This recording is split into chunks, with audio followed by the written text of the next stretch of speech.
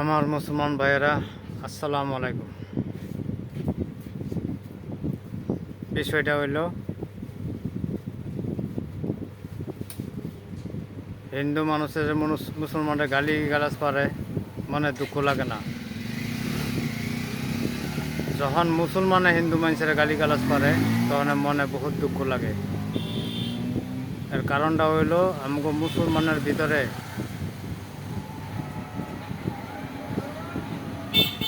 এসব নাই যে কেউ আমার গালি দিছে তারে আমি গালি দিতাম।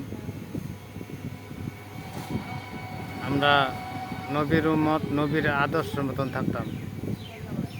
ভিডিওটা বেশি বেশি করে শেয়ার করে দিবেন, লাইক করে দিবেন। আর যারা যে